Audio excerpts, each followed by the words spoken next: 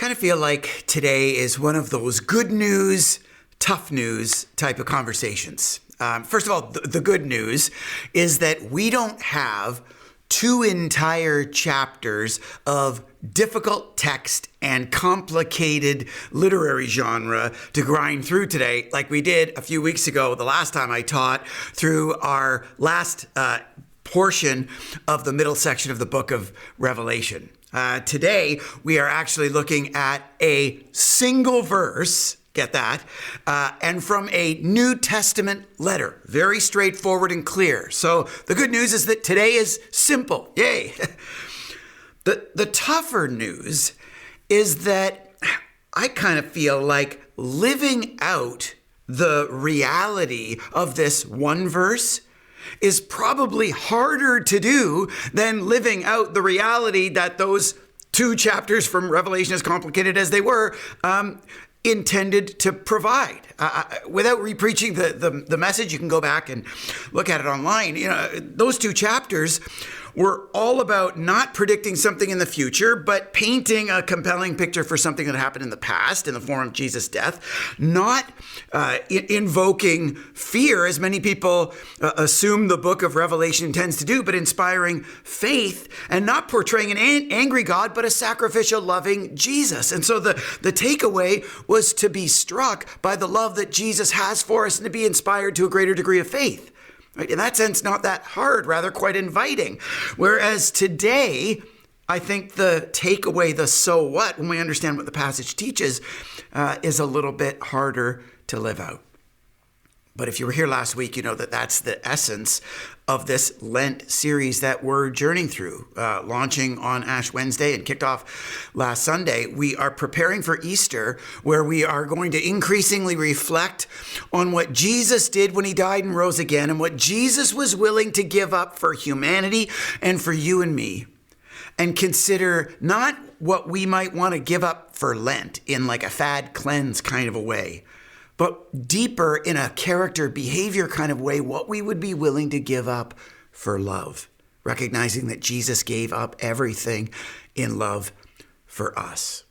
And so after launching last week into probably the most significant building block of what we could give up for love in giving up our self-orientation, giving up our me-firstness and our sense of entitlement, today we want to look at what I would feel like is the next most critical piece of the puzzle to give up if we're really going to experience a greater degree of love flowing among us. And so if you brought a Bible and want to camp out on this verse with me today, turn to Ephesians chapter 4, and that's what we're going to dig into.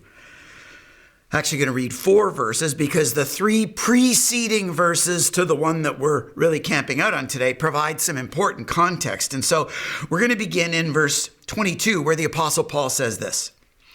He says, "You were taught with regard to your former way of life to put off your old self, which is being corrupted by its deceitful desires, and instead to be made new in the attitude of your minds, and to put on the new self, created to be like God in true righteousness and holiness. Therefore, each of you must put off falsehood and speak truthfully to your neighbor, for we are all members of one body."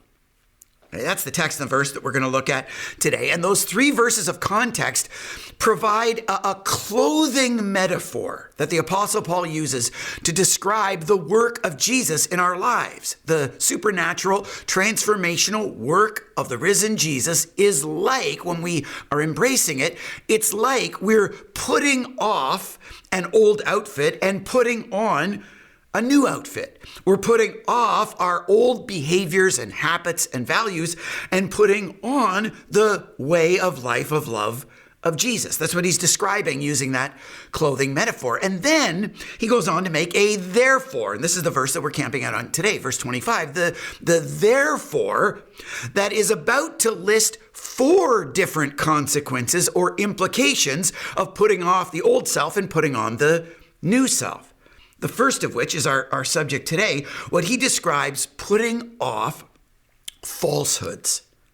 putting off falsehoods. And it's interesting, in the original Greek language that it was written in, the word falsehood is actually translated as the word pseudos, where we get our English word pseudo, like fake or not real. So I want us to appreciate that the Apostle Paul is encouraging his readers to put off more than just telling lies. He's actually trying to get people to put off living a pseudos, a false and unreal way of life, to put off all the ways that we tend to live in non-reality.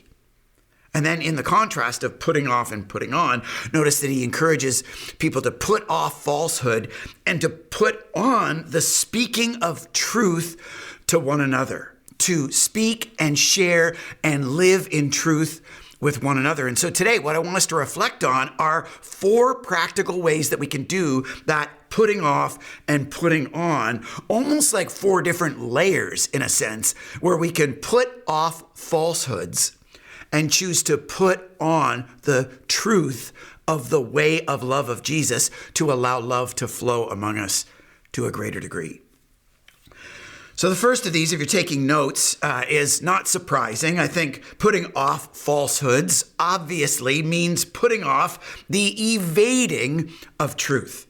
Putting off the evading of truth, meaning truth that we know, but we just refuse to share it. We know it, we won't provide it. We know it, we won't say it. We're like the Keanu Reeves character in The Matrix. We just kind of duck away and we evade having to share it. But Proverbs 12:17 says this: an honest witness tells the truth, but a false witness tells lies.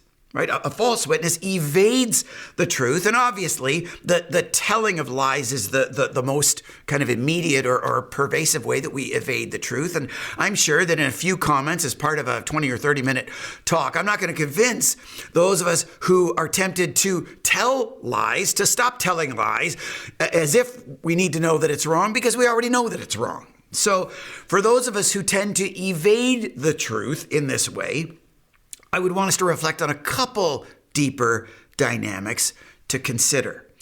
First of all, let's consider that when we evade the truth in communicating lies or falsehoods in that way, in spite of what we might want to convince of ourselves, it's not no big deal. You know, often we tend to live in the world of these little white lies, but I want us to appreciate that failing to speak the truth is a fundamental contributor to eroding and fracturing trust, and that trust is the most fundamental ingredient in us experiencing relational dynamics of love.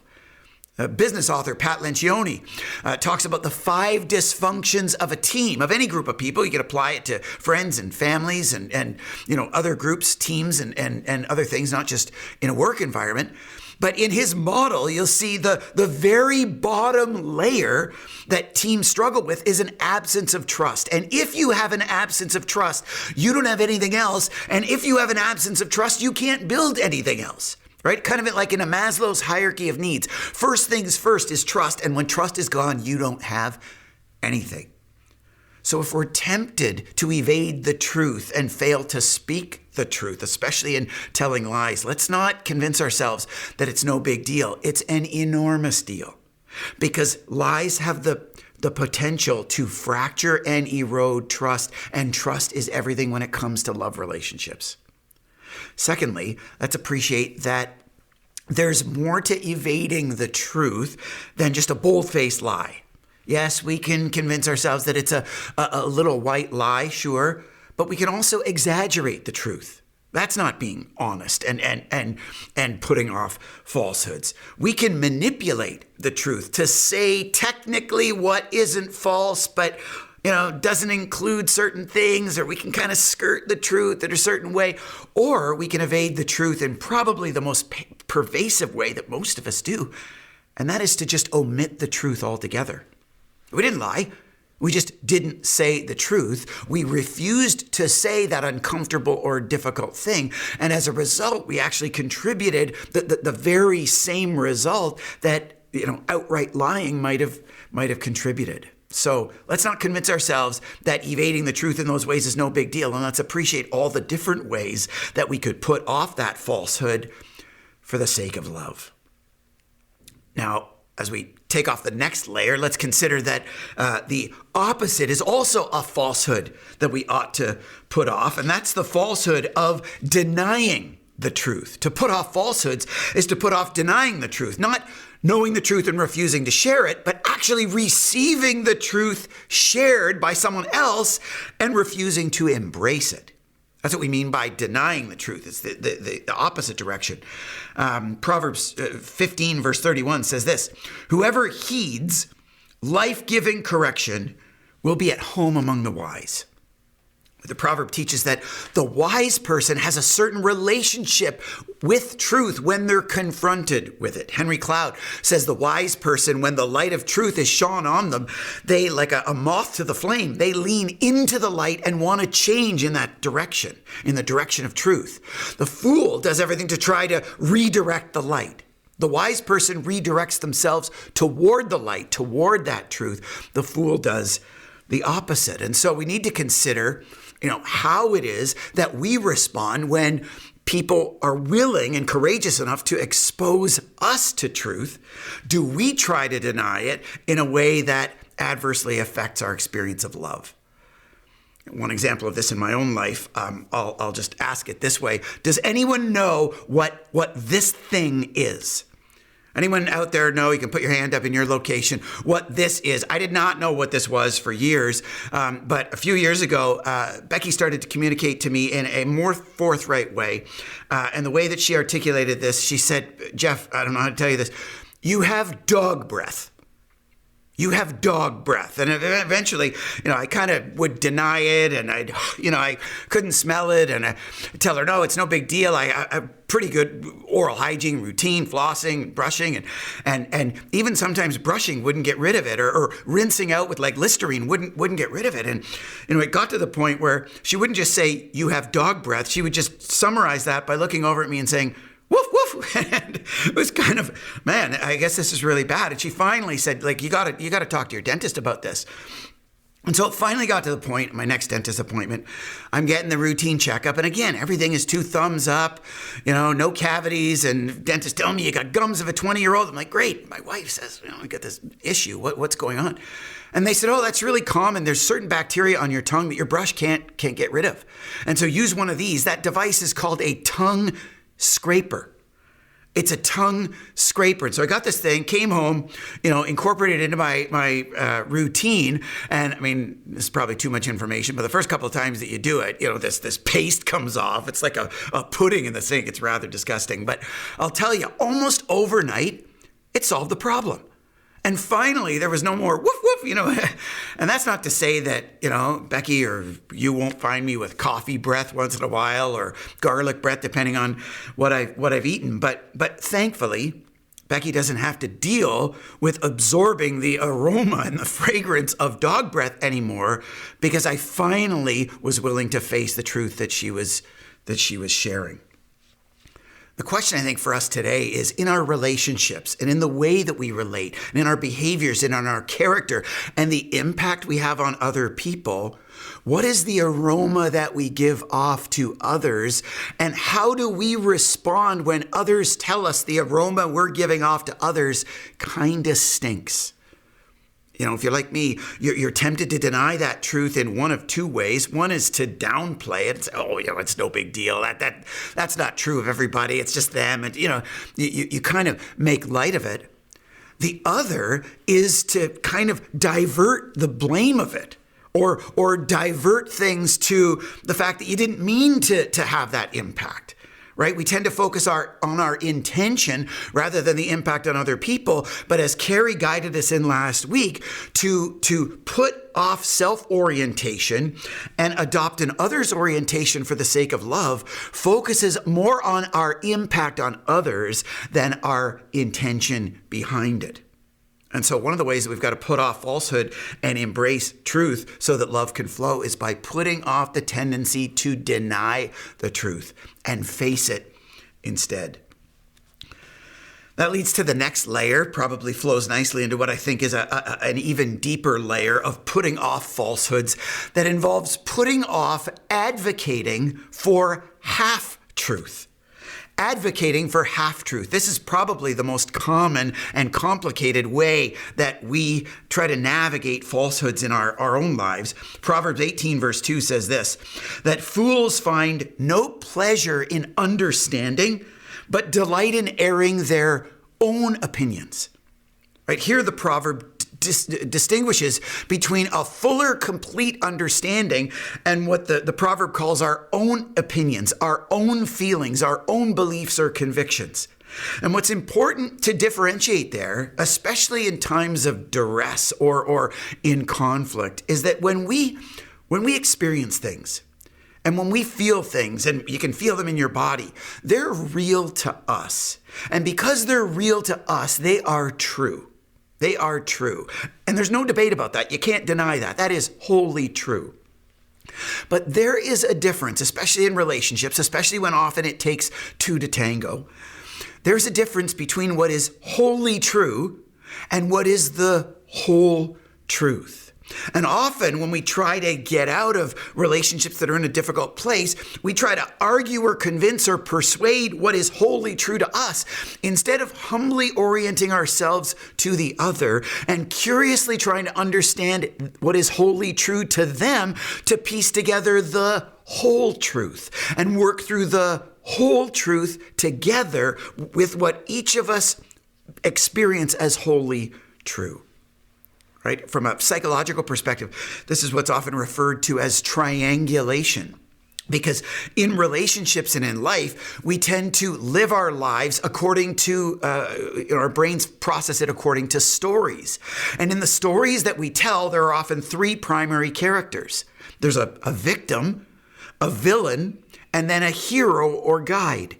And especially in times of conflict, we'll tend to tell the story according to our experience, where often the other person is the villain and we tend to be the victim or maybe the hero or the guide, without appreciating that they're experiencing the same thing, but because it's from a different perspective, they're telling a totally different story. And those three characters have triangulated and they're assigned differently, where they're probably the victim or maybe the hero or guide, and we're probably the villain.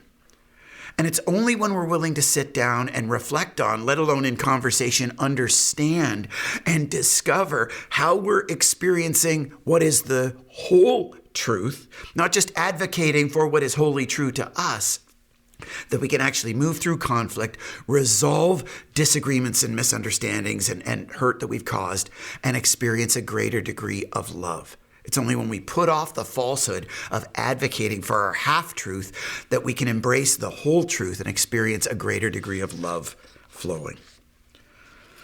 Well, to me, that leads into what I would say is the deepest degree of falsehood that we need to put off. And that is putting off the falsehood of forgetting what I'm calling the capital T truth. Forgetting the capital T truth about who Jesus is and how he sees us.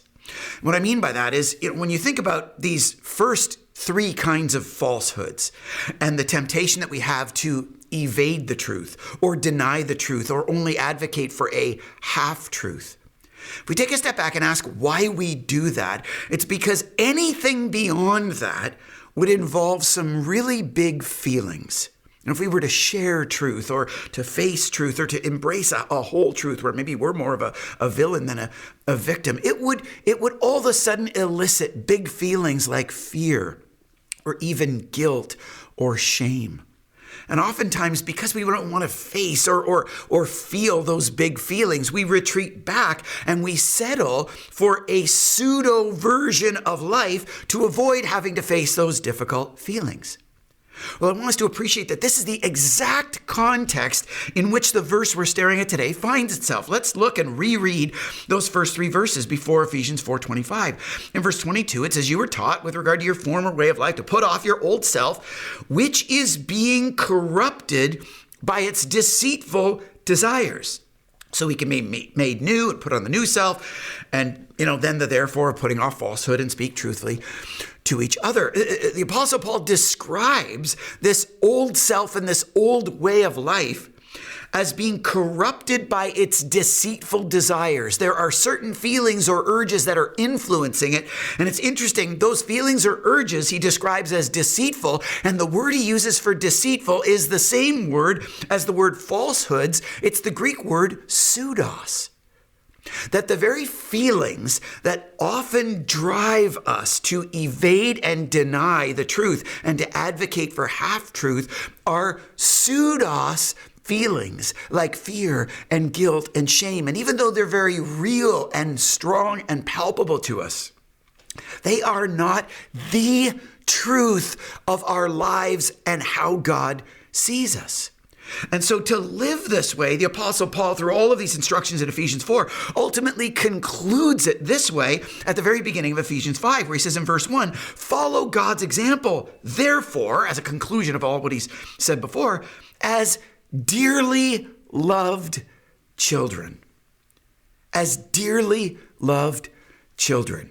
What he recognizes is that it's only when we can root ourselves in the capital T truth of how God sees us as dearly loved by God, forgiven by Jesus, unconditionally, by grace, no matter what kind of people, and can see other people that way, that context then provides the possibility for us to put off those falsehoods and live in a greater degree of truth. It's not evading that truth that will enable us to experience a greater degree of love. And I hope that we can detangle that today, because I think, in our day and age, there's a lot of talk about safety in relationships and psychological safety. And often how that gets misinterpreted is according to the content of what we'll provide. And we avoid saying or staring at or understanding the full truth because of the discomfort and those big feelings that come with it. And we define safe as staying away from those big feelings. Safety, though, is not necessarily in the content. Author Sheila Heen, from her book Difficult Conversations, says there's actually no such thing as a diplomatic hand grenade. Saying or facing or understanding real truth is often very difficult, and in that sense, very unsafe. What makes it safe, though, is the context of unconditional, supportive, for you kind of love, the love that God has for us and the love that we can contextualize relationships with. Safety comes from context more than it comes from content. And it's only when we embrace the capital T truth of how God sees us and how God sees other people that we can really live into that life of love by speaking and receiving and understanding the whole truth. So let's consider what would happen if we did that, if we actually embraced more of a perspective of how God sees us through reflection and spiritual practice and, worship environments and community, and it just embedded that truth deeper and deeper into our minds and hearts, how God sees us and how God sees other people. Could we take the steps of putting off those falsehoods and embracing a greater degree of truth in our lives to make the shift from to and to avoid the double negative? In a summative way, could we, on the one hand, tell the truth? Could we not lie and exaggerate and manipulate or omit the truth, but say it more clearly, more directly? Could we face the truth and not deny it by downplaying it or diverting it, focusing instead on other people's, the impact we have on other people instead of justifying our own intent? Could we seek the whole truth and not get ourselves stuck in these triangulating dynamics by advocating an incomplete narrative as real as it is to us? In the deepest way, by embracing Jesus' truth and remembering who we are because of him. Like I said, this is a lot easier to understand, a lot harder to live out. I think the simple but challenging call to action today would be to consider even one relationship in our lives where we would love for love to flow to a greater degree.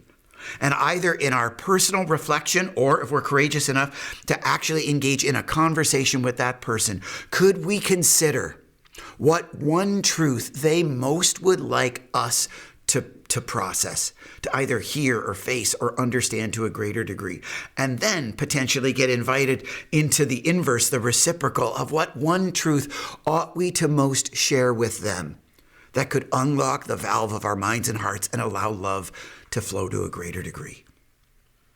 Final thought before we close, as we consider this one verse, is to consider that it wasn't intended to only speak to those closest relationships where we would most like love to flow. Our spouse or our kids or our bosom buddy, close friend, and lifelong pal. Let's go back one last time to Ephesians 4:25, where it says, "Therefore, each of you must put off falsehood and speak truthfully to your neighbor, for we are all members of one body."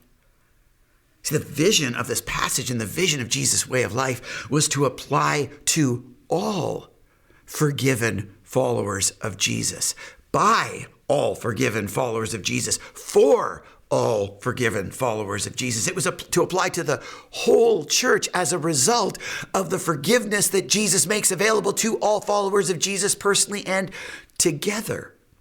So as we consider in our broader church community how we would love for love to flow to a greater degree, let's maybe look across the room or do some reflection in our own heart of what ways we could put off falsehood to a greater degree and take steps to embrace a greater degree of truth among all of us.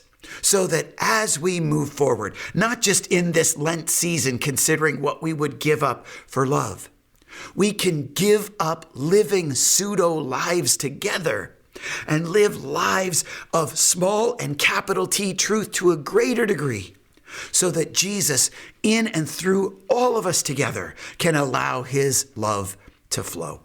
Let's pray.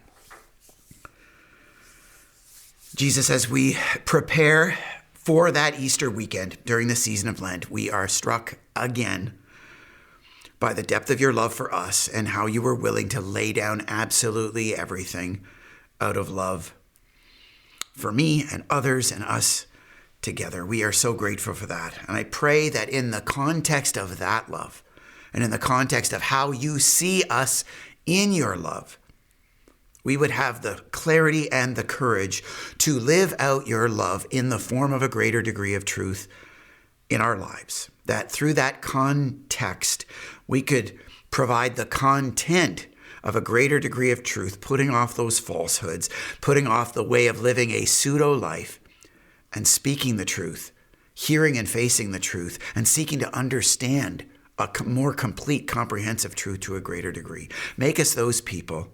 Help us to be willing to take those steps, to give up those feelings of discomfort and fear and guilt and shame that might come with those difficult conversations, because we've anchored ourselves not just in what you were willing to give up, but in your deep love for every single one of us.